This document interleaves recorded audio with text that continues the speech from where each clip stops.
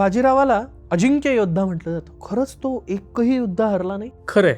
उदाहरण म्हणून सांगतो, पालखेडची मोहीम ही 1727च्या ऑगस्टमध्ये सुरू झाली आणि 1728च्या फेब्रुवारीमध्ये संपली. 8 महिन्याचा कालखंड आहे. बाजीराव बेटावरला येऊन दाखल झाले 14 फेब्रुवारीला. 14 फेब्रुवारीपर्यंत निजाम ऑलमोस्ट पुण्याच्या जवळ आहे. तो शिरूर आणि ते सगळं करत अहमदनगरच्या पश्चिम भागातून तो उत्तरेकडे जायला लागला. गंमत अशी आहे की बाजीराव हे सगळं बघतायत, निजाम तिथून निघालाय. आता त्यांची कॅल्क्युलेशन सुरू झाले की निजाम कधी गोदावरी क्रॉस करेल. अजिंठ्याची जी डोंगर रांग आहे त्याच्या उत्तरेकडनं येऊन कासारबारीने येऊन त्यांनी बरोबर पालखेडच्या मैदानावरती निजामाला गाठलंय. टेक्निकली जर मी बघायला गेलो तर पालखेडची भूमी तिकडे आसपास काही नाहीये. फेब्रुवारीचा महिना आहे, मराठवाड्याचा मुलूक आहे, तुम्हाला पाणी कुठेही मिळत नाही. या सगळ्यात निजामाला मारता कुठे येईल तर निजामाचं सैन्य नदीच्या पलीकडे असेल, गोदावरीच्या पलीकडे असेल. निजाम गोदावरीच्या या बाजूला आला असेल, गोदावरीपासून त्याला लांब तोडायचं आणि आसपास त्याच्या काही नको अशी जमीन कोणती तर पालखेड, वैजापूर आणि हा सगळा एरिया. सो इथे मला निजामाला गाठायचंय हे बाजीरावांनी ऑलरेडी कॅल्क्युलेट करून ठेवलंय आणि म्हणून तर 14 फेब्रुवारी ते 23 फेब्रुवारी ऑलमोस्ट किती तुमचे एक 8-9 दिवस होतात. 9 दिवस हा माणूस फक्त बेटावरला जाऊन थांबलाय, कोणतीही हालचाल नाही.